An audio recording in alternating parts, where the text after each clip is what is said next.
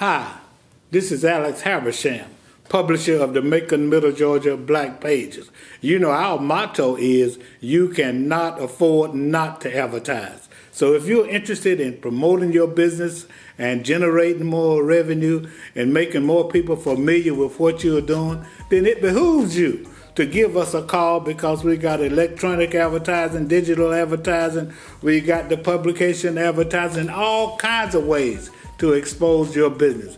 Give us a call at 478-464-0074, www.maconblackpages.com. www.maconblackpages.com.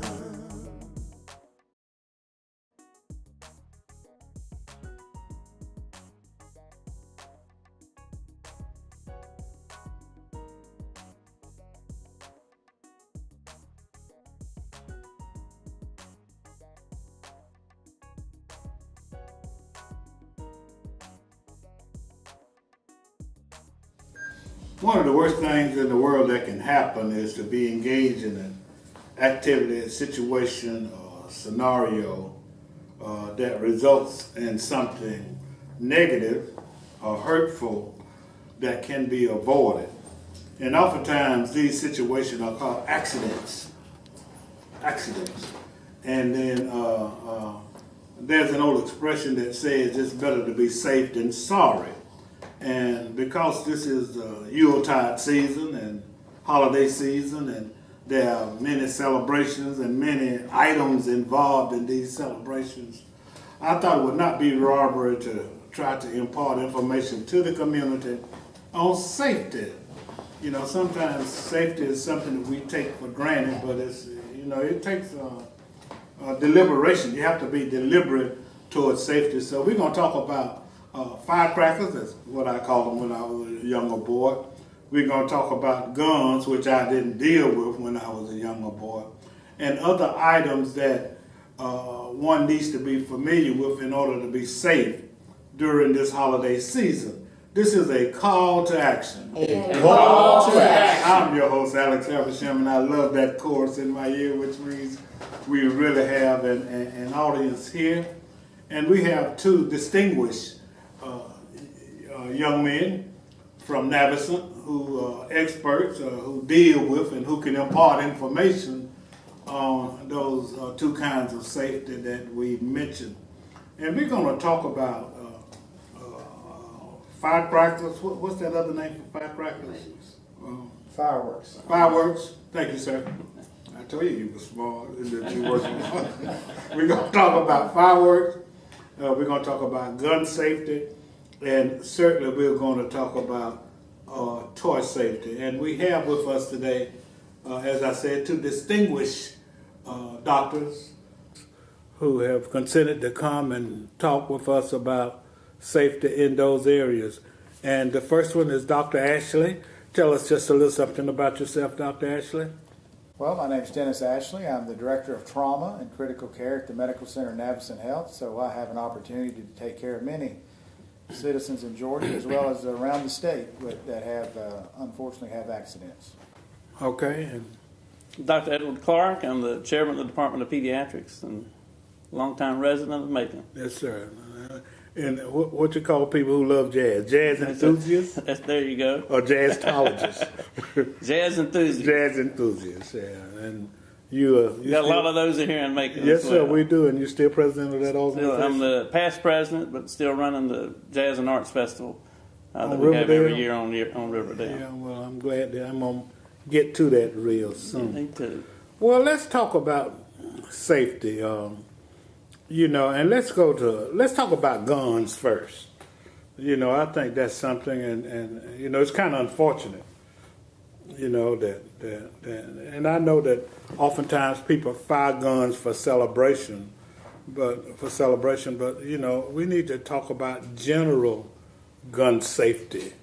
You know, you want to just expound on that a little bit, and because you know, I guess the buck stops with you. You know, as it relates to gun safety, and sometimes there are accidental shootings. You know, matter of fact, every shooting ought to be accidental as far as I'm concerned. But so let's talk about gun safety just for a minute. Sure. since it is the holiday season, I'll make a comment or two about the celebratory gunfire that people may not be aware of, but in some parts of the United States, certainly around the world, it's very common on New Year's Eve to go out and shoot your gun into the air, most commonly handguns, but it could be a rifle. Unfortunately, we have deaths every year and injuries from those bullets coming back to earth, typically hitting someone in their head or their feet, and they end up in the emergency room. Just to give you an example, there was they looked at this a few years ago in Los Angeles, and over an 8-year period, they had 118 patients that actually were injured in this type accident. In that one hospital? Well, in Los Angeles in the city, yeah. And about 30 of those actually died. Oh, so my God. It's not something I've seen a lot in Macon, Georgia, fortunately, but I would like to get the word out to your audience as well as all Maconites that, guns are better not to go out and shoot them up in the air because you don't know what's going to happen after that. So try to celebrate in another way would be my plea. Right.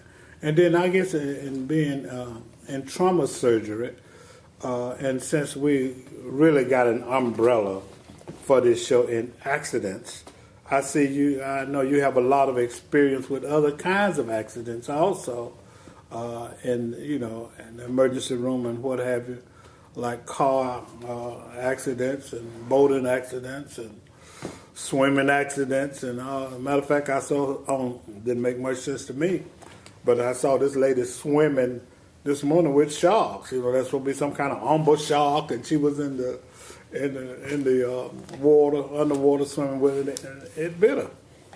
She lived, and she had just got married. So just speak, Doc, about, if you would, about being conscientious, always conscientious, because an accident can happen in areas.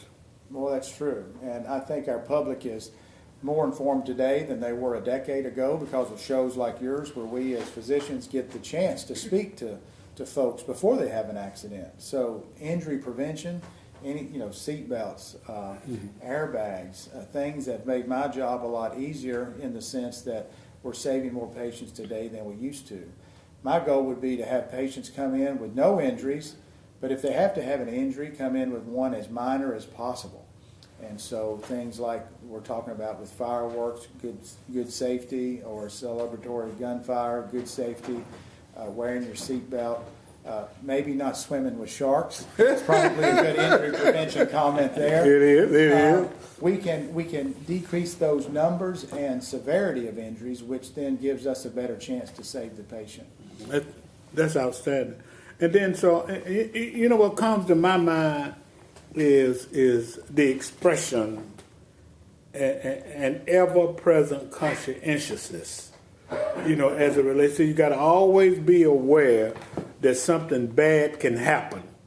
And if there's anything that you can do to prevent, whether it's a car accident or boating accident, then you just need to be conscientious, because we want everybody to be safe. And because we're not trying to put you out of work, but it would be good if you didn't have to do it so much as it relates to treating people. Because, most accidents, I think, and you all can address this if you would, are attributable to human error. Sometimes we just are not conscious enough or conscientious enough about these accidents. So you can just go ahead and re-encourage, if you would, Dr. Ashley, individuals about firing guns, if you would, on the holidays. Sure. Again, there's other ways to celebrate than using your firearm, that should really be used for other things. And just getting family together, especially small children, and having guns out, it's just not a good recipe. It's a recipe for disaster. Mm-hmm. So I would encourage folks to celebrate in another way and just leave that gun in the holster during the holiday season. And which one of you is going to address fireworks? I guess I can take that Go one. ahead. Go ahead. Although a lot of the injuries we see are in pediatrics. Kids playing with fireworks. That would be the good thing to really it comes down to common sense. Now that Georgia has a law that Georgia citizens can buy fireworks in Georgia and not have to go other places to purchase those fireworks, it's important that we use good safety. And one thing would be, again, it's common sense. Don't hold the fireworks in your hand. Most of the injuries we see are in the hands or the face. So simply by laying the firework device down and lighting it and getting away, making sure your path of getaway is clear. We see people that try to get away and fall in a hole or trip over something. So not all firework injuries are burns or explosions. They're broken bones sometimes for those reasons. Not trying to, probably if you're using the firework outside the realm of what it was designed for, if you're experimenting, in other words, coming up with a device or a contraption to shoot it farther or a different direction, probably going to end with a trip to see me in the emergency room. Right. And then using eye protection, as well as then not letting kids do this unsupervised. We see a lot of injuries where kids, it's almost like a toy, if you will, and it's not a toy, it's really an explosive device. So parents watching their kids, keeping those devices right in their eyesight at all time, and helping them make wise decisions. If we could do that, we could really bend that number down of patients that we see. It's somewhere in the range, it's a little bit hard to track for whatever reason, but somewhere in the range around 10,000 or so nationally that we see firearm injuries per year, at least that we sort of know about. There's probably others that we don't know about. Well. Don't aim fireworks at anybody. Yeah. Don't throw them to anybody. And don't try to surprise somebody. Like somebody walking up and then you're gonna light a firework and throw them at their feet. Throw them at their feet and things of that nature. So that's very important. This is a call to action. A call to action. I'm here with two distinguished doctors from Navicent Health, Dr. Ashley and Dr. Clark, and we're talking about safety.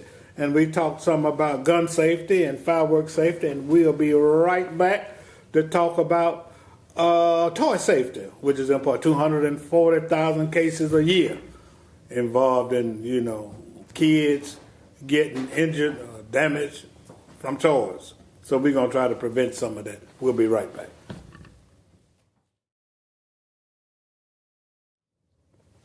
This is a call to action. I'm your host, Alex Habersham. Interviewing Doctors Ashley and Clark, and we're talking about safety.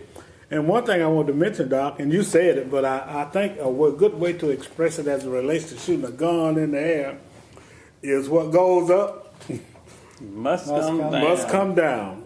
And it's my understanding that a lot of people think that when you shoot it up in the air, that it just kind of slows down. But it's my understanding. Well, if it kills somebody or injures somebody, then that must mean that it's coming down pretty fast, you right?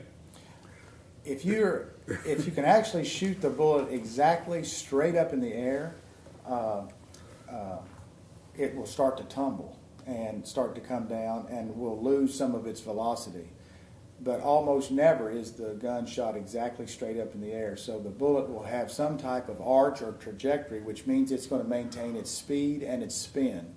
So these bullets come down with a spin, and they can go through your body. Sometimes they even go through the roof. So just shooting the gun up in the air is a very, very dangerous thing that probably most people don't think about. Yeah. Well, thank you for that. And then that applies, I guess, to BB guns. A lot of times people think that a BB gun is a toy, but, since we own guns, and since they think BB guns are toys, then let's move right into toys.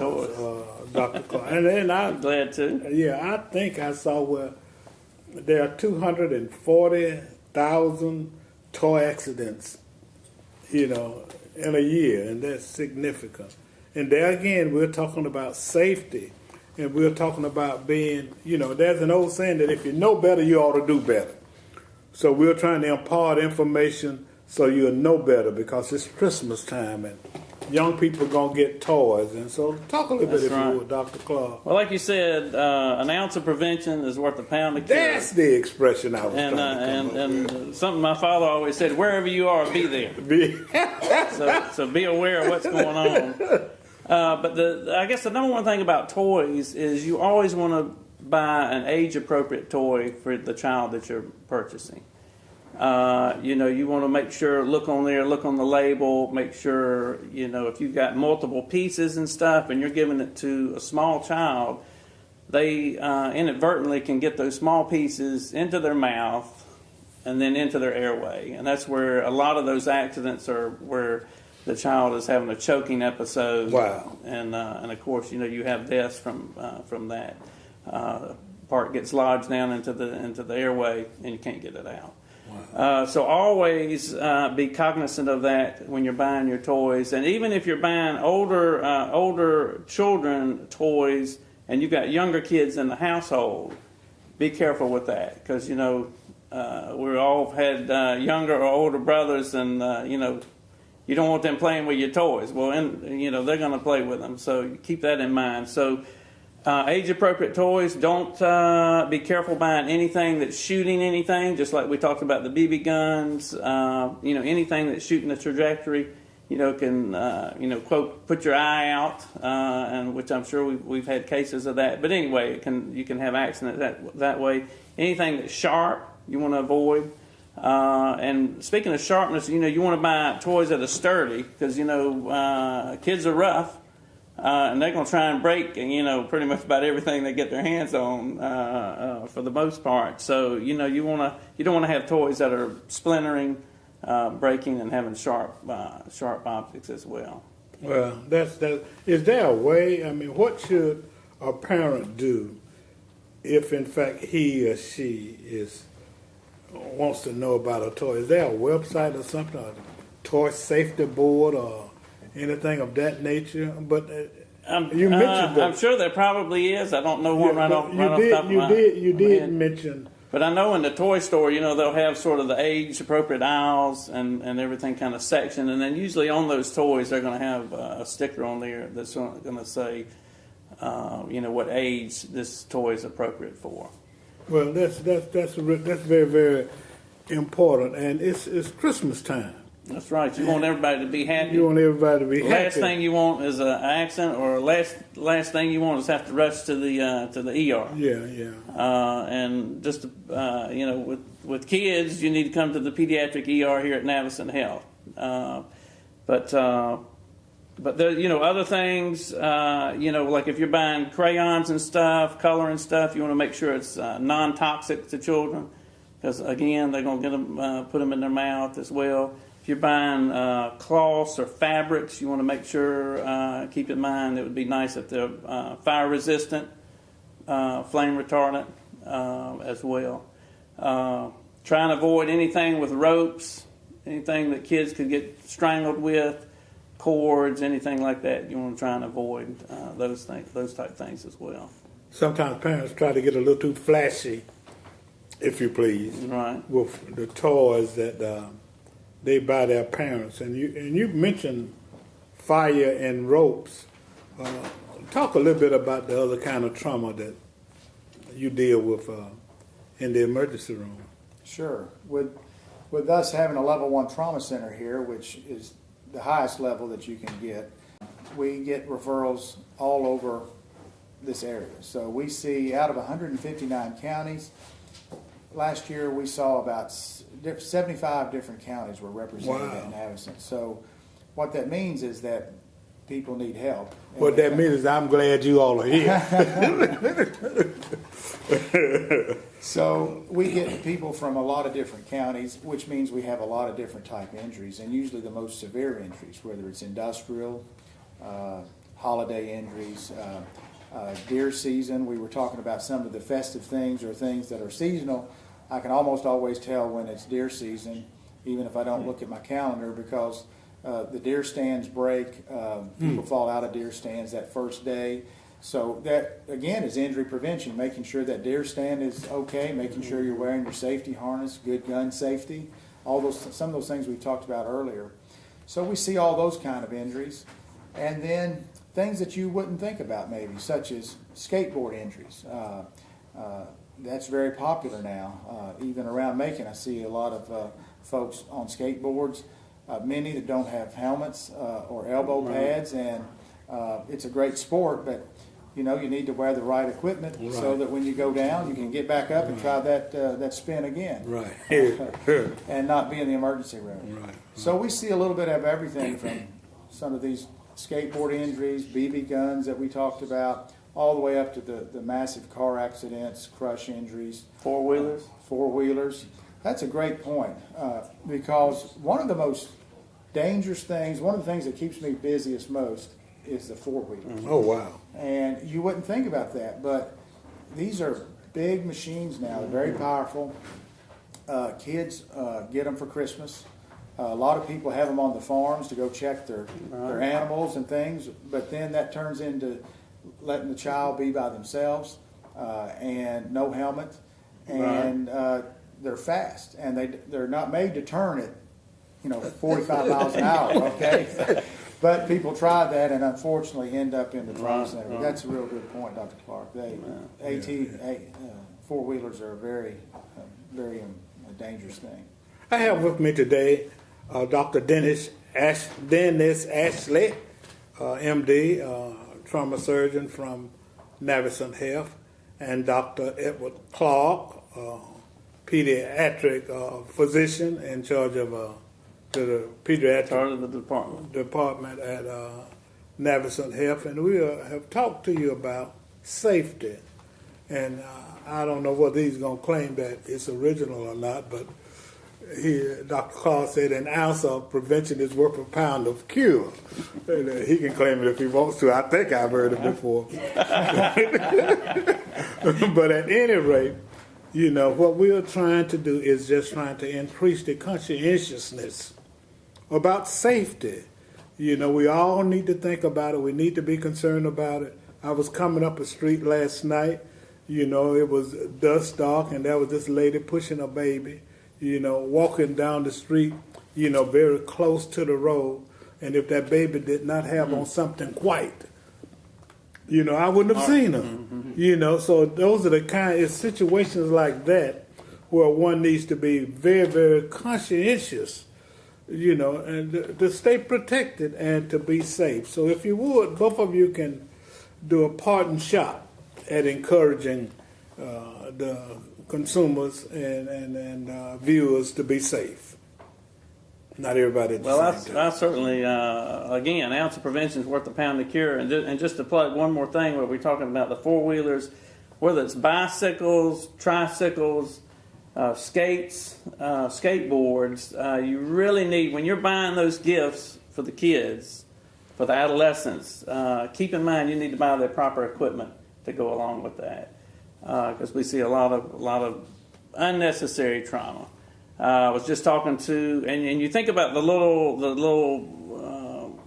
little cars that the kids get into, and that are so cute and whatnot. I was talking to one of my colleagues at work, one of the endocrinologists here, and her daughter was in, she'd been practicing in the house with the little scooty car, and anyway, went outside, hit something, came over, did a face plant, and lost, knocked out, all the teeth in the front. Wow. And this was like a 6-year-old. So even it would have been nice to have had some protective gear, even with that. So protection. Thank you. Dr. Ashley.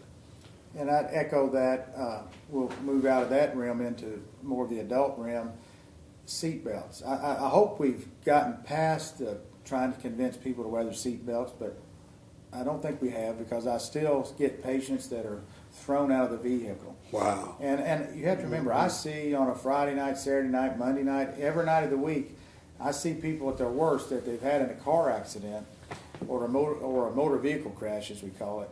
And the ones that stay in that vehicle, that are belted in with an airbag, they're not as injured as the ones that leave the vehicle, that are thrown through the windshield or thrown out the window as the vehicle rolls. So it just makes such a difference in the individual's life if they stay inside that vehicle as it rolls and with their seatbelt on. So if I could get one message out today to action. Call to action. My call would be, please wear your seatbelt, even though it may be a nuisance. Take it from somebody that this is what I do every day, every night. I see people at their best and their worst, it really does work.